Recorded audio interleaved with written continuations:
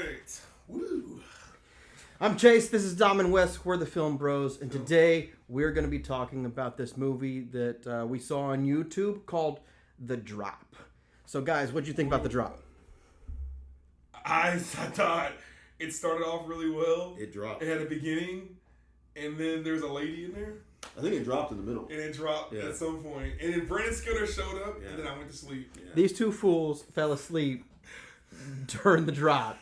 So we don't have a whole lot to say about it. We actually missed The Drop. I dropped to the floor. Yeah, right I dropped over there. on that couch right there. Yeah. So we missed The Drop. Yeah. Both just passed the hell out. We missed The Drop. During Was The it a Drop. good movie, Now we were watching it to see Brandon Sklenar, right? Yeah. Right. Basically, because he's supposed to be the... He might be Batman. Rumors. Yeah, rumors be Batman. Rumors are that he might be Batman or be in the DC in some way, shape, or form. So that's kind of why we watched this movie.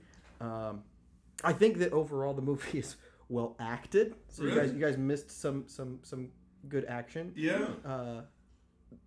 The mystery relies on you just having an incompetent level of knowledge regarding technology, apps, and how restaurants fundamentally work. Right. So it's kind of, it wasn't going to be smart at all. Yeah. So I mean, I wouldn't say that it's necessarily dumb. But basically, they get a premise of what this movie is about, right? Where we're like, we want it to end like this or have whatever. Right, that's how most movies are. Yeah. And they built the technology of the apps around that, and they built the logic of the restaurant around that. Okay. Aside from one single customer in that restaurant, it has zero turnover the entire movie. Huh. So it's kind of like a Guess Who, where it's like, which person in this restaurant is the bad guy? Yeah, because they're not getting they're dead. And no one can leave, because if you leave, you disqualify yourself from being the bad guy. Yeah. And no one can enter, because if they enter, they've also been disqualified from being the bad guy. And the way that this app in the movie works is that basically everyone has this app called The Drop, and you can see every single person's face and basically their name, their identity on their phone or whatever. You're spoiling the movie. Who's within like a 50? Well, not really. I mean, okay. No. This is the premise. This is the premise. Okay. So basically, imagine you are in a public area. You're within 50 feet of people, and everyone within that 50-foot range, you know what their face is and you know what their name is. Okay. And so they're basically trying to use that as a Guess Who as to who the bad guy of the film is. I think that the bad guy's pretty obvious. I mean, you guys might be able to guess just based on the 15 minutes that you were even awake for the movie. Was Brandon Sklenar any good in the movie? Yeah. So he showed quite a bit of range in it. Like he did. Good for Batman. I don't know if it was like the best part in the entire world. Like his role, what he's given is his role is basically just to be paired up with the most miserable date ever. Okay. Right? So he's not allowed to know what the female protagonist is going through. I know who the bad guy is. Yeah. So like the bad guy's basically telling her to do all of this stuff, but not inform her date. Okay. And he's the date. So don't tell the date what's going. Otherwise, we're gonna hurt your family, hurt your kid, hurt you, whatever. Like she's being threatened or whatever. Yeah. So she is being insufferable as a date the entire movie, like going in and out of the bathroom, just being this insufferable shit. Like you would have left her within the first few minutes. So the movie is about like. Oh, she's kind of cute. She's got baggage, man. She's got baggage, and she is mentally not there. Yeah. So it's amazing that he stayed through the entire thing. Okay. Well, yeah. That's but seeing him go through the motions of like being on a miserable date, like, yeah, I mean, arguably he did fine, but I mean, how hard is it to act like you're on a miserable date when he was in a miserable movie? Like, just be yourself, basically. Like, just whatever. But it was back heavy in terms of like the action stuff like that. Didn't give him a whole lot to do to be Batman, but it kind of showcased like his micro emotions because most of the entire movie is sitting at a table, right? So you get to see, you know, how he reacts facially, and I think that James Gunn and some of the movies that we've discussed, Julia Garner and stuff like that, people who are able to express or convey emotion in that really small way, you know, Batman has typically not been the most emotive character, but to have an actor who can emote in that way, he could probably pull it off. Okay. I don't think he's Robert Pattinson. I think Pattinson's probably that's my favorite Batman. That's my Batman for the foreseeable future. He's my better pick. I agree. But I agree. He wouldn't be bad, but okay. I don't think you guys missed too much. Who do you think is the bad guy based on what you saw? Is it the old white dude? The old white dude? I don't remember the old white dude. I knew it! Wait, I don't even remember the old white dude. I don't remember who she talked to before, or whatever that guy was. Remember she's basically like going on a blind date, and this other old dude's whatever, like, I'm on a blind date too. I'm on a blind date too. Yeah. And he gets like some girl comes, and he's like, it's just real weird. He's like, I was like, it's that. Oh, it was him? Yeah. When it was like, hug, will you give me a hug or whatever? Yeah. So like basically like he's ignoring her the entire time or whatever. She watches as this his date leaves him, but then he stays at the restaurant, kind of weird, whatever. And she's not suspecting. There's all kinds of just like red herrings throughout the entire movie, but it's still pretty obvious. I'm gonna watch it now. Even though I haven't seen the rest of the movie, just see that little part. I was like, it's got. Now I will say that when they reveal them, even though it wasn't all that surprising, it did make the movie pick up. Like that part of the movie, you're like, oh, this is kind of got some intensity to it or whatever. Especially like her part with Brandon Sklenar with the date or whatever, because he still doesn't. Was he a suspect at any point? No. No. Okay. No. He's basically the victim throughout. Like, you very early find out why she's there. Like, she's there basically because she's on a date with this guy. Okay. Like she wasn't chosen, or whatever. It was him that was chosen. He's an assassination target, and they want her to perform this assassination. Peacemaker season 2 episode 2. Hated it. I wanted to start because we were talking about it before we got here, and Chase brought up a good point about how in the first season there was like the butterfly mystery, and in this season it's like, okay, well, we have this alternate universe, but like, where is it headed? Yeah, and that's I'm kind of scratching my head a little bit too. Does it come out tonight? Tomorrow, Thursday. Tomorrow night. Tomorrow night, I think. Shall we double check? No, it probably is tomorrow night. No, we should just. Let's do our early review of it. Yeah, episode 3. I think episode 3 of Peacemaker is just as perverted and awful as episodes 2 and episodes 1. Okay, if you're not already on this bandwagon, don't get on it. And if you're already on it, there's nothing I can say to get you off. There's episode 2 basically just gets the plot going, right?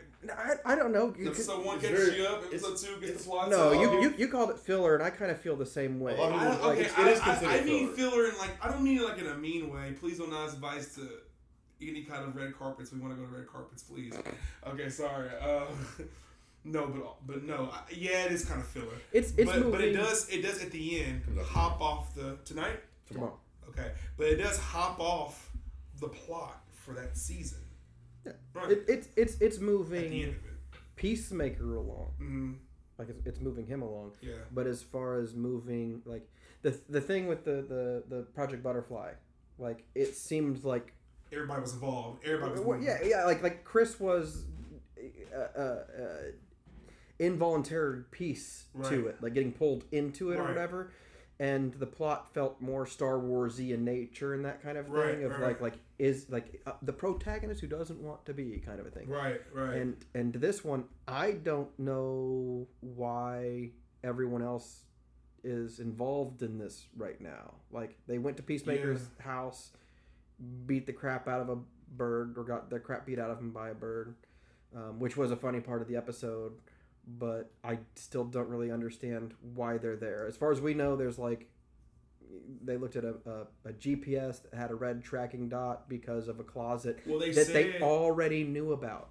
They said that they picked up those readings at his place. Yes, season 1 already happened. We already saw him go in this place multiple times in season 1. I think it's the retcon. Yeah, but why are they getting the readings now when they've been working with this guy for a while, right? And he's already gone into the magical closet. Well, yeah, I mean, the only thing I'm only blaming the retcon because they were like, this is the one that happened in Superman. You know what I mean? Like, and I was like, okay, so you're not. According to the previously on Peacemaker, the Project Butterfly is being retconned out. I mean, because that wasn't shown. And to me, that was what differentiated. Well, the butterflies did happen. I think that did happen. I mean, I think they kind of acknowledged it, but it wasn't in the previously on. Like it was the previously on was based on his relationships and not on. It wasn't. It was all character stuff. But that was the part that really differentiated it, that pulled it forward from this season. This season so far just seems kind of aimless to me. Yeah. Well, for now, for sure. I feel the same way. Him messing around with his body was really weird. I didn't like that, and I think, man, I like Vigilante with these very real human bodies. Yeah, you know what I mean. That said, I liked Vigilante's reaction to it. That guy is a treasure. I think that he's hilarious. Yeah. So, he's a duke, right? Yeah. When they show him like kind of. Yeah, he's at the end, having the best time. Yeah. Dude, like cutting the body up and stuff like that. Dude, I loved it. I'm sorry. I'm not gonna lie. I actually really liked this episode because it was kind of like chill, laid back. Yeah. Like, we kind of got to see a little bit of like Chris trying to inch closer to Harcourt. Right. And it not work out. Right. Only for him to like default or be like, I got this other universe I can go to and basically LARP. He's basically like, bro, but it's almost like they do this shot at the end where he looks like a villain. It's like they do this villain shot where like he's standing over his phone, drunk as hell. Well, for the first time in his life, the fucked up drunk text or whatever he's about to send, whenever it goes through, it's gonna be accepted. Yeah, like he lives in a universe where, like in this one universe, the one he's in right now, he has to hold back who he is. I feel like at his core, to maintain his relationships, his friendships, and be who he is. Right.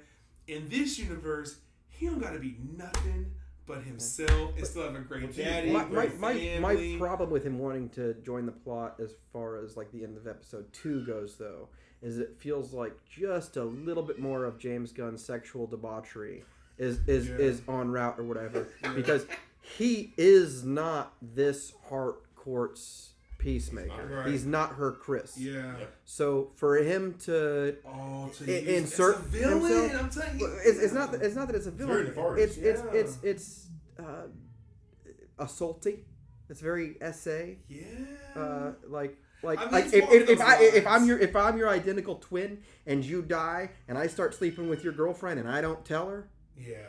Like that's a weird plot, and I feel like that's where they're going with it. Even if you are an alternate reality version, because his reality version of her does not like him like that, as far as we can tell. And to your point again, like the comparisons to season 1 about having a central or focused plot. Like I do like the fact that we don't know. Like, I mean, who's to say that his brother, his dad, are eventually gonna be like, hey, you're kind of acting weird. Oh yeah, like, they definitely will. It will happen, but I'm interested to see where that leads. This third episode is gonna be so good. That's why this third wasn't a lot of action in the second episode, but I'm really interested to see where it leads because I think that's when. So like with episode 1, there are good parts like that. There's good things. There's just these little James Gunnisms that within this universe make me uncomfortable. Yeah. And if we were in the Brightburn universe, wouldn't have a problem with it. Be as debaucherous as you want. But in this particular universe, like where he's leaning it in each one of these episodes, just the hints of where he's leaning it, I'm like, ugh, come on, dude. Yeah. Like come on. Like, are we really gonna get like an essay episode? Yes, we are. I promise you. That's what's going to come up. Like, there's no way it's not going to happen. Yeah, there's no way that he's not going to have some. All of a sudden, we have to have Batman be involved in this towards the end. And when he does have sexual relations with Harcourt, it's not only a violation of the Harcourt whose man he murdered. Right. It's going to be a violation of his own Harcourt, who doesn't want to be with him, and now it's like he has like. I didn't think of it that way. Like her, it'd be like going through someone's private, you know, whatever. The whole thing is such a violation, and I know that's where he's leading towards it. I know he is. And he could have done this story without it. Yeah. No, we're literally. It's I told you this the other. Did you have something to say, or did you? No. Okay, I told him this the other day. I don't know if you were there when I said it, but it's kind of like in a way, like a reverse parallel of what the MCU did. Not that what So like obviously with the MCU you had Peter Quill, you had the Gamora. His actual Gamora died. Yeah. Right. And so. I know James Gunn didn't do the Infinity. Then they find a new Gamora, but they do the right thing, and that Gamora is not who the fuck are you? Doesn't want you. Yeah. So like that one's done right. Is inserting himself. That was about someone trying to put his love on somebody who didn't love him back and being rejected, which is fine. That's a different story than somebody who, was rejected, but now is kind of acting under a pseudonym and taking advantage of somebody who doesn't know. Like they were on speaking terms, they had a relationship, but they're not together. Yeah. So now you're like you killed the guy, the actual Peacemaker, and now you're like inserting yourself. Yeah. And it's like that's so he's fighting. You don't even know the context why you broke up. Right. No. I just know that that's the direction it's heading, and that's how I feel. It's like it's just Chris is gonna fuck up something really bad. Yeah. I mean, he's already fucked up. He already killed. And everyone seems to be loving on it, like as far as like critical acclaim, like that's what I've seen is people loving on it. I've seen some kind of niche people that have like shared views of me, and I've seen some that are pretty aggressive, like even more so than me. They're like this is just destructive and awful and kind of a thing, or whatever. And I don't know if I'm on the fence or not, because like I said, I like James Gunn. I've liked stuff that he's done before. He's a clever writer. The comedic stuff is hilarious. Was it Tim Meadows? Is that his name? Yes. Tim Meadows is the highlight of this. Dude, he's so good. Yeah. Like just treasure. Like brilliance. And it to me, it's just like it's a tragedy that you have brilliance that is held back by this guy's weird whims. Quips. He's so. I cannot wait to see quippiness. No, it's just weird whims. Titties. Weird whims. Yeah, dude. Bird blindness. Yeah, bird blindness. Yeah. God damn. Yeah. So this is the highlight of episode 2. Just quips and like. Yeah, we got episode 3 tomorrow, but more so today. News, Superman. Let's hit up some Superman. Let's talk about. We're getting a sequel. The Lex Superman team up. That's the prediction. Yeah, is that he's gonna team up. That's gonna be so cool. So is it Brainiac? You think? No. I don't think so. I think it'd be something. I think it'd be something Krypton related. Like, I think it'd be something like someone brought up a great idea where it's Zod, where like Zod is like the ideal child for Jor-El. He would do what Jor-El like wanted him to do, and like Superman is like not. And because Superman is gonna need Lex is not, because remember Lex figured out that he encrypted the message or whatever, right?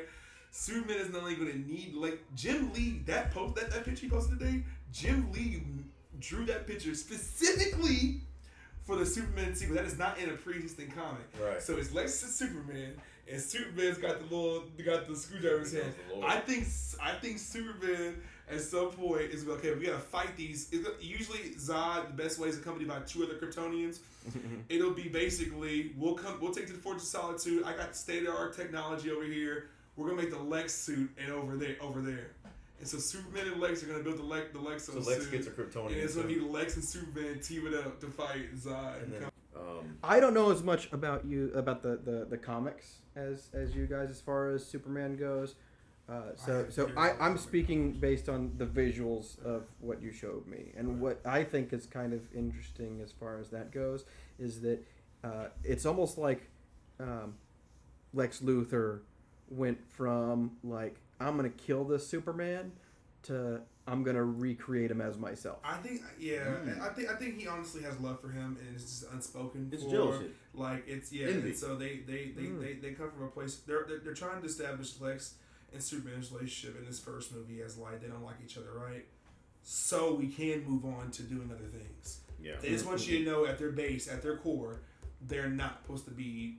So we basically read a comic book in this first movie of a Superman foils Lex at the end, close the comic book, and then later, oh shit, Superman's in a rut, he needs Lex to help him, and that's how that one's gonna go. And I think it'd be very, very cool. The last time I saw something that cool, and it's still cool to this day, was when Tobey Maguire's Spider-Man teamed up with Harry Osborn's Goblin, and it was so freaking cool. Spider-Man 3. It was so cool. The main thing that I'm kind of disinterested in from like what you guys are talking about is Zod, right? I don't know if it's Zod or not. I mean, the reason if they do bring Zod in right now, like, it just feels like Zod was like one of the main protagonists of the early Supermans with Christopher Reeves, and then then Cavill or whatever, right. And I'm of the impression with like the MCU and probably the DCU too, that the best way to move forward is to differentiate itself from all of these stories of the past. Like, don't rehash, or at least as limited as you can. Versus bad guy with Superman and Lex again. I'm sorry, like that's the least to me. Their good guy versus bad guy is not that fun. It's more fun when they have to work together and they're forced to what I mean. I would be more interested in like them versus Brainiac. Mm-hmm. I like that too. Bring someone in because we just had this whole movie where like the main idea behind it was that brain versus brawn. Mm-hmm. Lex's brain, or whatever, and then you bring in Brainiac. Who's actually brain. And whose brain and brawn surpasses both of them or whatever. Yeah. And so now Superman like can't face him alone. So he goes to Lex and he's all like, look, brawn's not enough.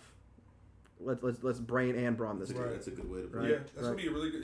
Do you think they're gonna James Gunn's gonna do what they did in the animated series and make Brainiac Kryptonian AI?